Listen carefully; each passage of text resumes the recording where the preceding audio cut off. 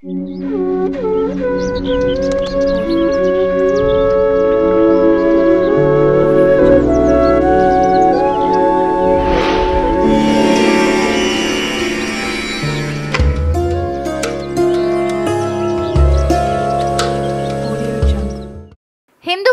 ముఖ్యమైన తిథి ఏకాదశి.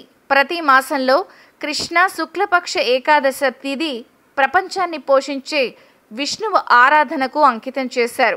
ఆ రోజు శుభ ఫలితాలు పొందడానికి చాలామంది ఉపవాసం చేస్తారు. ఏకాదశి వ్రతాన్ని ఆచరించడం వల్ల గత జన్మలలో చేసిన పాపాలు నశిస్తాయి.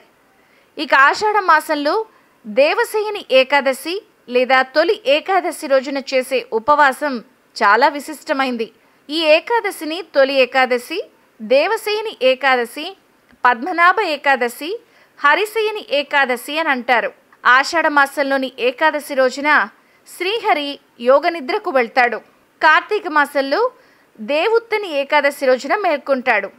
అంతేకాదు తొలి ఏకాదశి నుంచి హిందువుల పండుగలు ప్రారంభమవుతాయి. తొలి ఏకాదశి నుంచి 4 నెలల పాటు శ్రీ మహావిష్ణువు యోగనిద్రలోకి వెళ్ళాక ఈ 4 నెలలను చాతుర్మాసం అంటారు. చాతుర్మాసంలో ఎటువంటి శుభకార్యాలను చేయరు. ఈ 4 నెలల్లో ఎక్కువ సమయం భగవంతుణ్ణి పూజిస్తారు. దేవశయని ఏకాదశి రోజు హిందూ మతంలో చాలా పవిత్రమైంది. అలాగే జైనులకు కూడా చాలా పవిత్రం. చాతుర్మాసం ప్రారంభమవుతుంది. సాధువులు కూడా 4 నెలల పాటు ప్రయాణం చేయరు. ఒక చోటే కూర్చుని ఉండి దేవుణ్ణి పూజిస్తారు. ఇక పంచాంగం ప్రకారం ఆషాఢ మాసంలోని తొలి ఏకాదశి లేదా దేవశయని ఏకాదశి తిథి జూలై 16వ తేదీ మంగళవారం రాత్రి 7:33 ప్రారంభమై జూలై 17వ తేదీ బుధవారం రాత్రి 9:02 ముగుస్తుంది. ఉదయం తుది ప్రకారం ఈ సంవత్సరం తొలి ఏకాదశి వ్రతాన్ని జూలై 17న జరుపుకోవాలి. ఏకాదశి వ్రతాన్ని ఆచరించి నియమనిష్ఠలతో విష్ణువుతో పాటు లక్ష్మీదేవిని పూజించాలి.